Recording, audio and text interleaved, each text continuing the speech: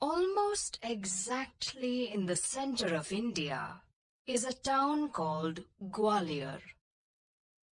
In this town is the tomb of Tansen, one of the greatest musicians that ever lived. Next to his beautifully carved stone tomb stands a little tamarind tree. It is believed that by eating a leaf of this tree and touching the tomb, a singer can improve his voice. If this sounds like magic, the story of Tansen is equally magical. Even today, many famous musicians follow the style of music created by Tansen, known as the Gwalior Gharana. About 400 years ago, in a village near Gwalior, lived a wealthy poet, Mukund Mishra, and his wife. They longed to have children of their own.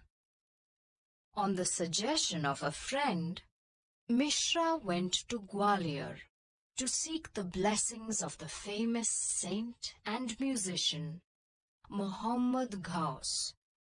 Almost like magic, soon after receiving the blessings, a child was born. He was named Tansen. As Tansen grew up, his father engaged teachers to teach him to read and write. Tansen, however, was more interested in going to the nearby forest with his friends, where he would imitate bird and animal sounds. Once, a group of singers were passing through the forest. Tansen hid himself in some bushes and roared like a tiger. So lifelike was the sound that the singers became frightened. When the boy showed himself, the leader of the group praised his tiger-like roar. Encouraged, Tansen made more animal and bird sounds. The leader was greatly impressed by Tansen's performance. He was none other than the famous music teacher, Haridas. Haridas offered to take Tansen as his disciple. He has great musical talent, said Haridas to Tansen's father. Most reluctantly, Tansen's mother agreed to let her only child go away to Vrindavan to study under Haridas. For almost 10 years, Tansen studied music from Haridas, starting with the basic musical notes sa, re, ga, ma, pa, dha, ni, sa. He learnt the basics of singing and playing tanpura.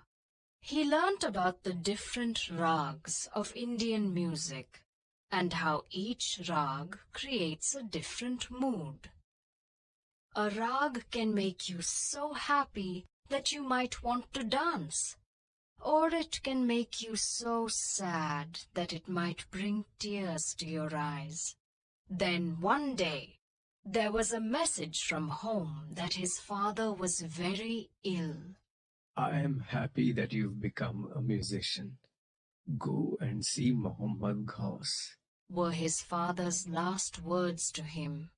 Though very sad, Tansen decided to keep his promise to his father, to go to Muhammad Ghaus and be trained by him.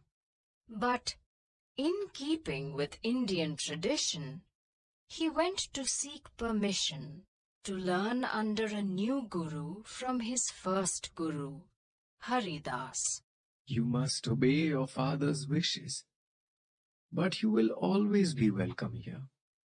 You are like a son to me, said Haridas, blessing his favorite disciple. Tansen studied under Muhammad Ghaus for 3 years, developing his musical talent. During that time, Muhammad Ghaus introduced Tansen to the ruler of Gwalior. They became good friends, and Tansen would often visit the ruler's palace, where he would listen to other musicians. One day, a messenger arrived from the court of Rewa, near Gwalior. The messenger opened the scroll and read, King Ramchandra of Rewa would like you to be a musician at his court.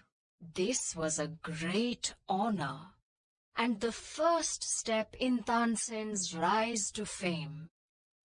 King Ramchandra admired Tansen's singing. The Emperor Akbar once went on a visit to Rewa. King Ramchandra arranged for Tansen to entertain his royal guest. The Emperor was greatly impressed by Tansen's music, and soon after his return, sent a message to Ramchandra, requesting him to send Tansen to his court. King Ramchandra did not want to part with Tansen, but he could not afford to displease the powerful Akbar. After all, Akbar was the Emperor of India, and Ramchandra was only the king of a small state in Akbar's empire. So, reluctantly, King Ramchandra sent Tansen as a royal gift. Akbar was so impressed by Tansen's music that he bestowed on him the highest honor of the land. Tansen was included among his Navratna, 9 jewels, the 9 most outstanding talents of the royal court. Besides performing in the court, Tansen would often sing alone for the emperor. At night, he sang rags that would soothe and help Akbar fall asleep. And in the morning, Tansen sang special rags that would gently awaken the emperor. There are many stories told about the power of Tansen's music. It is said that when Tansen sang, birds and animals would gather to hear him. One evening, Emperor Akbar decided to visit Tansen. When the emperor arrived, Tansen was singing and playing the tanpura. The emperor sat quietly in the veranda and listened to him. So pleased was the emperor with Tansen's music that after the performance he took off his diamond necklace and presented it to Tansen. Some courtiers became very jealous of the emperor's high regard for Tansen. They stole the diamond necklace given by the emperor and told him that Tansen had sold it for a large sum of money. When summoned to the royal court and asked to produce the necklace, Tansen was unable to do so. The emperor flew into a rage. You will be banished from the court till you can present yourself wearing the necklace, Roared the emperor. Tansen was in disgrace. He had no one to turn to. At last, he thought of King Ramchandra and set off for Rewa. Ramchandra welcomed his former court musician. After hearing the whole story, the king said, Don't worry. Just sing for me.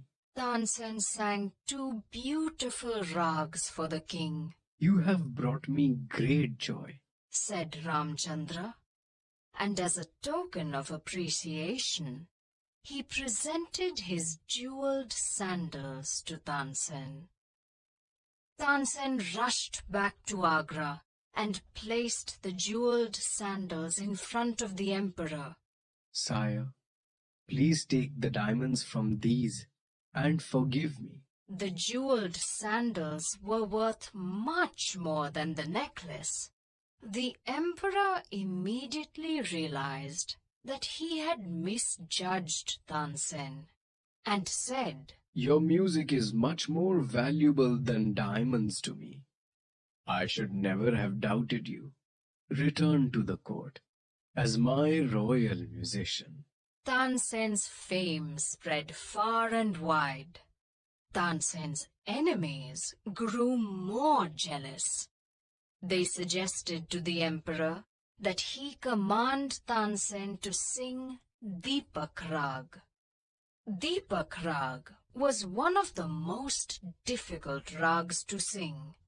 Besides, so much heat would be caused by a perfect rendering of this rag that not only would lamps alight, but the singer's body too would burn to ashes. When Akbar asked Tansen to sing Deepak Rag, Tansen pleaded, "Sire, Deepak Raga can set the singer himself on fire." But the emperor would not listen. Tansen knew that singing Deepak Rag was dangerous, but he also knew that if Megh Rag, which brings the rain, could be sung at the same time, he would be saved from the fury of fire. "But how can I sing both ragas at the same time?" Tansen thought worriedly to himself as he roamed in his garden. Suddenly, he remembered Rupa, a devoted disciple of Haridas. With the permission of Haridas, Rupa agreed to sing. Rupa was already a very good musician. Tansen used the 15-day preparation time granted by Akbar to train her. At the end of the 2 weeks, Rupa had perfected the singing of Megh Rag. On the day of the performance, the court was packed. Unlit lamps were placed on the walls. As soon as the emperor entered and sat on the throne, Tansen began the alap. As Tansen sang on, the surrounding air got warmer. The audience started perspiring. Leaves and flowers in the garden dried and fell to the ground. Water in the fountains began to boil. Birds flew away to escape. The lamps lit up and flames appeared in the air. People fled from the court in terror. As the emperor stood up, listening with awe, a rose that he often held in his hand drooped. Now Tansen's body was hot and feverish, but absorbed in Deepak Rag, he continued to sing vigorously. Seeing Tansen in this state, Rupa began singing Megh Rag. As her voice grew stronger and soared, the sky became dark with clouds. Soon, rain came pouring down. Many among the audience rushed out to be cooled by the rain. Soon everything returned to normal. People showered praises on Tansen's genius. Though the emperor was very pleased, he was shocked that he had almost lost his greatest musician to the fire of the singer's own music. Tansen's fame now spread like the flames of Deepak Rag. Centuries later, Tansen's music has lived on. It has been passed on from guru to disciple. And every year in Gwalior, near Tansen's tomb, a music festival is held. Musicians come here from all over India to perform and pay homage to Tansen.